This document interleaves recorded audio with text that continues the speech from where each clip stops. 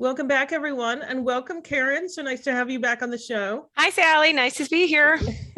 All right, so we are here to talk about, this is our office hours, and we're here to talk about what should your regular decision list look like. Now, I do want to say, by the way, that for those of you who are parents of juniors and younger, ideally they already know. This is not something that they should just be thinking about now. This is something that they should have figured out, ideally, honestly, back in August. Yep. Agreed. Before then, right? But like finalized it, I'd say August, September. Yep. Right. But we all know that that's not the case with this show is not for them. This show is for everybody else. Exactly. This show is for the seniors who kind of barely got their earlies done and then like collapsed with fatigue because it was such a panic-stricken process. And now they're like, okay, what do we do? What do we do next? Right. So what are some of your initial thoughts? Like if you're talking to someone who, maybe didn't start on the process as early as is ideal. Right. I mean, it's never too late, but easier if you started earlier. But these people kind of started a little bit more on the late side. So what's your advice to them? Like they got in some applications early. How do you tell them to sort of frame things at this point? Sure. So I think, now is the time for an honest, non-panicked, clear view, right? I always say panic make you do dumb, stupid things. So, right. So panic is always a terrible emotion. So let's not go in anything with panic because then we make bad decisions. So let's look at honest look. Okay. Where have you applied? And then in that context of where you've applied, I always say to every student, frankly, how many yeses do you need and how many no's can you handle? Right. That's kind of my tagline. I say that probably 14 times a day between August and January 1st, because I do think it's really helps define a list, whether you're the super responsible kid who, is already done or the kid who's still trying to scramble, right? How many options I always say, do you need come April? Right. And what does your current list look like? That might look like, right? If you were just like, oh, I'm throwing out an ED to this pipe dream I hope I get into, and that's all you got out there. Well, now we have some work to do, right? Because we might have one no and nothing else, right? That's not a great plan. And so, how many options do you want come April, and how many, how do you deal with rejection too, right? I always say that's, if you got 7 rejection letters, how would that feel? Especially if you got them in the same week, right? So that dictates how many more reaches might go on the list, how many more, right? So it is a little bit of the conversation we have in August with students, and we're just having it now, right? But we also have to be realistic that, believe it or not, January 1st here is in about 7 weeks, right? So we're TikTok, right? You can't add 7 more schools that are all reachy with 20 more essays and do them well, probably in the next 7 weeks. That's probably not going to happen. So think about how many safety schools do you need? Again, do you have any safeties? If you don't, you need it. And I'm Sally, you may disagree with me. I always say you need 2, right? I want you to have at least 2 options. Absolutely. And they may be your favorite options. I always think we kind of badmouth safety schools. I went to my safety school. It's the only school I applied to. It's the school I wanted to go to. It was a good choice for me, right? I think we always think like safety schools are going to be your last choice. They may be your first choice, right? So, but you need 2 of them, regardless of how much you like them or don't like them. But and 2 that you would legitimately go to. Yeah, and I would just add in, if financial aid is going to be really important to you, you might need more safeties, because safeties are where you have your best odds of getting merit scholarship. So think about that too. If aid is not a big thing, if merit aid in particular is not a necessity, then 2 is probably enough. Right. Agreed. But if it's more complicated than that, then I would say 3. Yeah, if your parents are like money, you're going where you get the most money, and you want options in that category, then you might have 4 or 5 safeties on there. So exactly. And I think it is important too, to like what you said, like think really honestly and carefully about where you've applied already. I think that's hard sometimes for students to do, just as it is at any point in the process. Like once they've applied to a school, some of them, it's very understandable.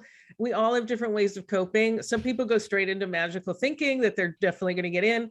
Other people, and this is honestly more my point of view, I submit the application and then I'm like, I'm not getting in anyway, so I'm not going to worry about it. Like, Right. So I think especially if you're applying to those super selective Ivies, if you've got a 5% admit rate, the safer bet, as painful as this is, and I say this to everyone, this is obviously not personal, I'm talking generically, the safer bet is to assume you're not getting in. Correct. Right. And so you need to proceed as if that school is not really like you did it you did your best job possible, and now you are like moving on, and you need to have a full list. Right. And I would say it doesn't even matter if it's an Ivy, right? If this was a reach tool for you, whatever that reach is for Right. you, right? If this was a real shot in the dark, right? Then assume that shot in the dark is not happening. I always play doomsday scenario with my students that I work with, right? I always say, let's play doomsday scenario, right? Because that might happen. I'm not saying it's gonna, but it might, right? I kind of have more of the Sally philosophy. Let's assume this all goes south, right? Right. What are your options, right? And what do you need your options to be, right? And I think that also goes then to timing, because I think a lot of students want to say, well, I'll just wait and see if I get in to my early schools, and then I'll decide where else I'm applying. Well, those decisions might hit your desk on the 17th of December or the 22nd of December, right? And now you're trying to, enjoy some holidays and trying to frantically write essays. I promise you that application is not going to be great. Exactly. So assume you're not getting in and plan accordingly, right? It's like assuming there's traffic. You're driving on Thanksgiving, you should give yourself a buffer and assume there's going to be traffic and you're not going to make it there in your designated period of time, right? So build that in now and start working on it now. I think the other thing is too, I do agree that there's different ways of people address kind of different scenarios, right? And I say, like, sometimes people are like me when I Christmas shop, I'm always like really methodical at the beginning of like November. I'm like one of those early shoppers. I'm like, oh, I see something and it's so thoughtful about whatever. And then I get a little lazy, right? Because then I'm like, oh, I'm on it. Late November, early December, I start to get a little like not thinking about it. And then about December 20th, I have like a little moment of panic. Like I realize I've like, two of my kids have a million presents and one has nothing. And I'm like, oh my gosh. And then I start like throwing things in like the cart. And then I get to Christmas morning. I'm like, what did I buy? This is like a hot mess. So like, don't do that. Like some people I think here start to panic. And sometimes even our students who, and I'm sure you've seen this, kids who have been really methodical and are really done also start to panic, even if their list makes sense. And then they're like, well, I'm going to start just adding some to be safe. And I'm like, that's a panic stricken decision-making, which is always poor decision making. Exactly. And actually, I worked with a student who she was deferred from Duke and she panicked and suddenly wanted to add in more safeties. And I was like, okay, let's meet. Let's take a deep breath. I have zero objection to you adding in another school if you want to, but we planned for this. Right. You may not realize it,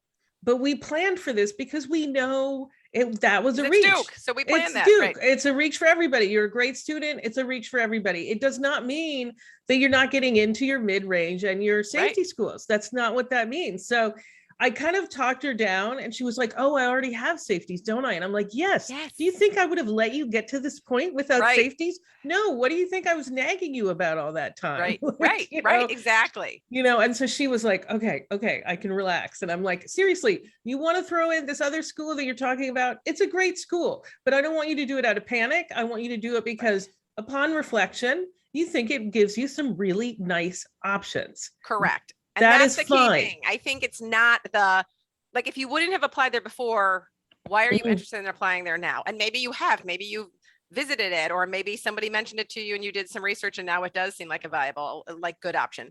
Again, totally fine then, especially if there's no more essays.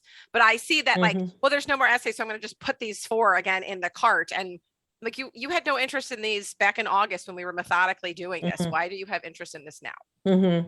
And then this is way too big to address here, but I know a lot of people are thinking, how do I know if a school is a safety? I mean, go to our blog post, but use your schools and ambiance too. Yeah.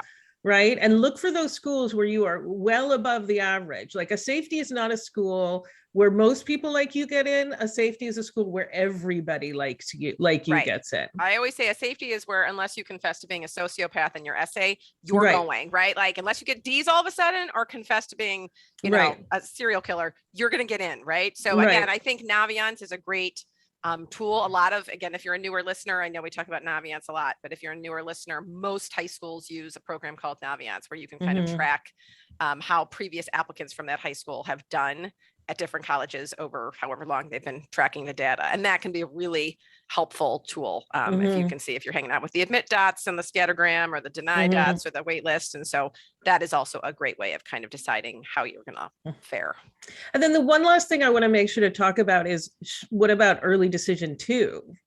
I'm not sure everybody knows about that. Yeah, early decision too, and you and I were talking about this earlier, has seen great growth. Like when I started doing this 700 years ago, early decision two was like an anomaly, right? Like a handful of schools had early decision two, which is, for those of you listening, is a second round of early decision. It's almost always due in January, is the deadline for that. And so it's really meant for either students who often didn't get into their first choice early decision school, or maybe just weren't ready to commit come in November, or their essays weren't ready, or whatever the case may be. And this is an opportunity. So same thing as early decision round one, it's just with a later date. I think for students, if they really had two top choices, maybe they apply their first choice early decision one, let's say they don't get in. ED2, again, for whom, again, finances are not a huge concern, that kind of thing, all the reasons ED makes sense in general.